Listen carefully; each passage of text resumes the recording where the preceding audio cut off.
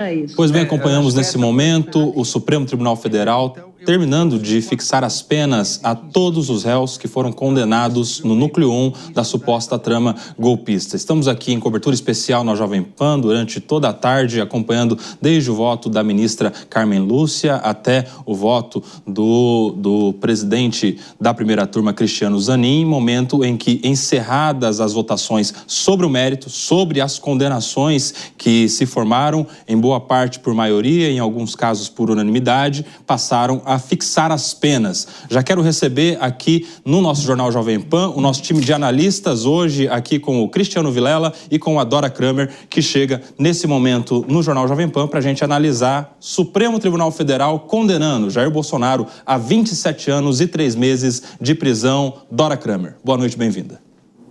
Boa noite, Kobayashi, boa noite, Cristiano Vilela, boa noite a todos. Pois é, se falava em pena de máxima de 43 anos, né? Se falou o tempo todo, mas, de qualquer modo, o julgamento se concluiu com aquilo que já era esperado, a condenação e a pena maior para o ex-presidente Jair Bolsonaro, visto que o relator apontou e o plenário assentou, e ele é acusado, foi condenado por ser líder dessa trama golpista, não é? Então, o que a gente tem aí todos, só quem foram 2 condenados a menos de 20 anos, né? O Paulo Sérgio Nogueira e o Alexandre Ramagem, porque é deputado federal, ficou livre de 2 crimes. O ministro Fux não voltou naqueles réus na dosimetria dos réus que ele absolveu, pela lógica, embora em outros julgamentos os juízes que absolveram tenham participado da dosimetria, mas pela lógica realmente ele ficou de fora. Agora é o seguinte, e agora? E depois, né? Quais são os reflexos? Bom, primeiro, embargos. Serão aceitos embargos infringentes, porque é claro que embargos de declaração serão apresentados. Como não houve 2 votos discordantes, os embargos infringentes, pela regra do tribunal, certamente não vão ser aceitos. É melhor, em vez de falar certamente, talvez não sejam aceitos. E aí vamos ver quando é que vão ser presos, porque as penas foram em regime fechado, inicialmente em regime fechado. O ex-presidente, aonde ficará? Quando começará o cumprimento dessa pena? E na política, quais os efeitos? Se isso alimenta, dá força ao projeto de anistia, enfraquece o projeto de anistia, terá efeito sobre a eleição de 2026, enfim,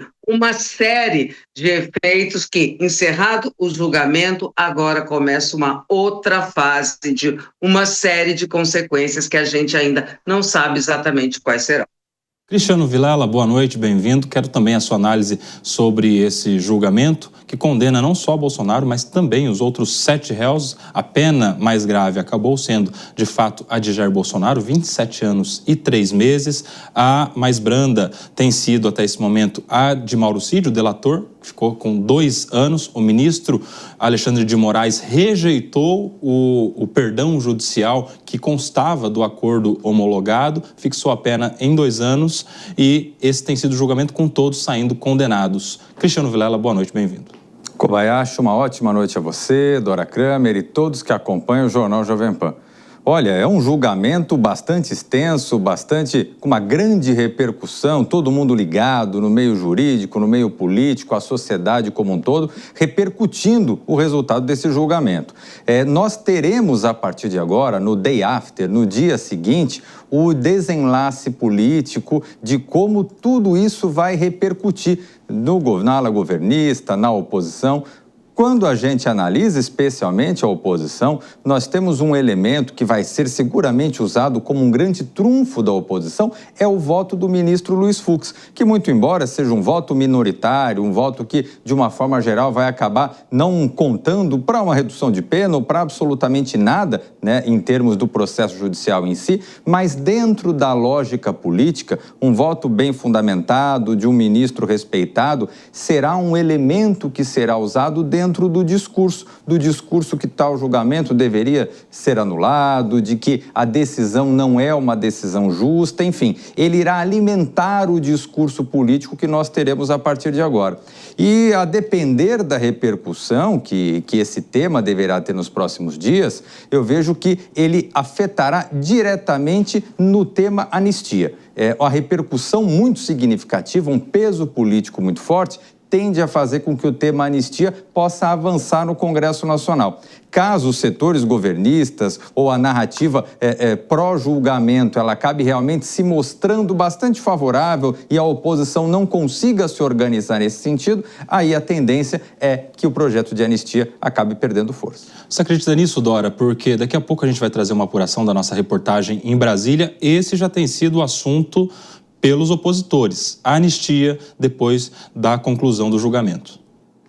Pois é, principalmente depois do voto ontem do ministro Luiz Fux, eu tenho aqui dificuldade de abraçar a tese de que vai ter um efeito realmente objetivo. Claro que isso se incorpora ao discurso da oposição, mas o fato é que vão todos para a prisão. Este é o fato. Então, qual é a repercussão? Que efeito realmente terá, por exemplo, a prisão de um ex-presidente da República que tem uma liderança sobre um campo político? Como é que isso vai repercutir? Quais serão os movimentos da direita desse campo dele para a eleição de 2026, uma vez que ele estará fora desse jogo, tá certo? Então, as coisas podem mudar inteiramente. Eu acho que o voto, por exemplo, o efeito do voto do ministro Fux ontem foi ficou todo mundo espantado, maior alvoroço,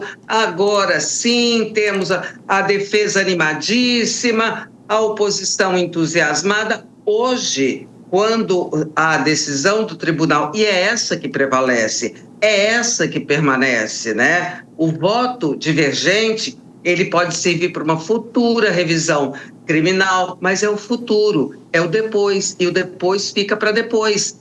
Agora, o que a gente tem objetivamente são condenações por ampla maioria, porque de 4 votos no universo de 5, né? Só não foi, e alguns foram por unanimidade. Isso pode ter um efeito que é muito diferente de um voto que surpreendeu, mas isso tende a perder a força. Com relação à anistia, realmente, aí há duas leituras. A leitura da oposição é que dá força, a leitura do governo é que enfraquece, evidentemente. Mas, objetivamente, a gente não tem ainda na anistia texto, não tem disposição efetiva dos presidentes da Câmara e do Senado. E, quando o ministro relator, hoje, falou sobre o delator Mauro Cid, manteve os benefícios, mas disse que não caberia o perdão reivindicado no acordo de delação premiada, o perdão judicial. Ele foi condenado a 2 anos pena mínima em regime aberto. Por quê? Aí o raciocínio do relator. Porque como não cabe anistia nem indulto em crimes contra a democracia, também não cabe o perdão judicial. Isso, na minha opinião, foi um recado claro para o Congresso e não houve discordância dos pares do ministro quanto a esse ponto. Então, acho que aí tem um nó muito difícil de ser desatado. Muito bem lembrado pela Dora, o Cristiano Vilela. Eu quero também a sua opinião a respeito dessa mensagem passada, né? O ministro colocou todos esses benefícios, né, a graça, o indulto, a anistia e o perdão judicial que pleiteava o mauricídio, justamente amparado pelo acordo que havia sido homologado, dentro do que ele chama de espécies de clemência constitucional, ou seja, e como não cabe a graça e a anistia, também não cabe perdão. Isso aí já é um recado para o Congresso não reagir com a ideia da anistia? Com toda certeza, tal como nós já tivemos a manifestação do ministro Flávio Dino, também deixando assentado esse tema, posicionando qual é a linha que será adotada pelo Supremo Tribunal Federal, caso seja aprovada uma anistia na forma como está sendo proposta, e o tema, evidentemente, seja objeto de alguma ação judicial que seja direcionada ao Supremo. Nesse sentido, o Supremo se posiciona. Agora, a repercussão política ela vai se dar no parlamento.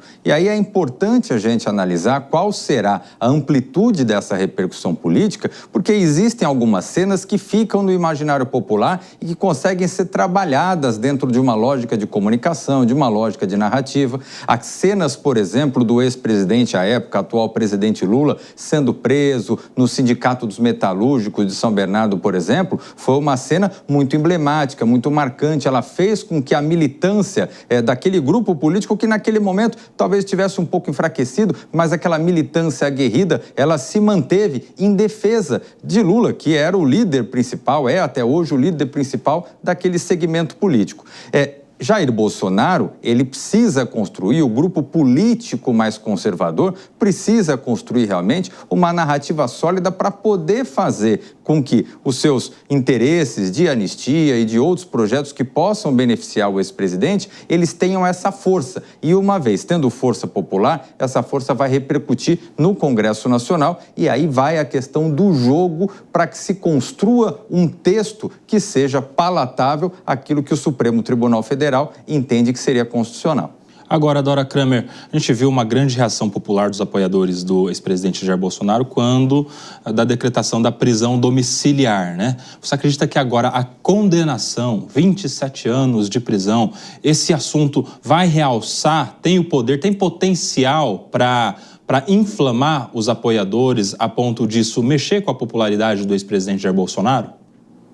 Olha, pode ser que tenha sim, porque a gente já viu que nessa disputa de rua, né, direita e esquerda, a direita ganha. A direita está conseguindo realmente colocar mais gente, mobilizar mais gente. E é claro, como lembra bem o Cristiano Vilela, é impossível a gente não tentar traçar um paralelo com a situação do presidente Lula. Mas veja só, toda aquela manifestação no Sindicato dos Metalúrgicos, e eu acompanhei muito bem, inesquecível, porque foi no dia do meu aniversário, 5 de abril, e eu acompanhei aquilo num voo, desobedecendo e acompanhando no celular. Então, para mim, inesquecível. Aí, seguinte, aquilo tudo, aquela reação, aquela manifestação não impediu que o então ex-presidente Lula ficasse nas dependências da Polícia Federal em Curitiba por 580 dias e que depois o candidato dele viesse a perder a eleição, porque se deixou ali, ele ficou mantendo a candidatura, não deu tempo de preparar direito o Haddad, o Bolsonaro já estava em rota ascendente, enfim. E Lula não é Bolsonaro, tá? Lula é o líder único da esquerda há mais de 40 anos. Ele está nesse protagonismo da esquerda há 40 anos. A esquerda não ousa falar em outro líder. Bolsonaro apareceu na liderança de um grupo político, historicamente, há 15 minutos, tá certo? Lá em 2018. E já tem vários candidatos, vários pretendentes a substituí-lo. A direita tem aí uma série de alternativas. Então, as situações são completamente diferentes do ponto de vista objetivo. Então, eu repito, do mesmo modo que qualquer manifestação e o presidente Lula, então ex-presidente Lula, não pôde voltar à vida política, não foi por questão de manifestação política, manifestação de rua, nada disso, foi por questão processual. A coisa se deu na justiça. E esse caso que nós estamos vendo é um caso, pode ter um componente político, componente popular à vontade. A decisão, o que vai determinar quem vai para qual lugar, se vai para prisão, se vai para prisão domiciliar, se vai para casa em prisão domiciliar, se vai para o quartel, se vai para a Polícia Federal, é a justiça. Então, é o seguinte, gritaria, e gritaria não estou falando no sentido pejorativo, estou falando no sentido de clamor, não muda a realidade judicial, por hora. Por isso, a defesa ficou empolgada com o voto do ministro Fux, imaginando que lá na frente, futuramente, todos eles falam em anos, possa haver uma revisão criminal.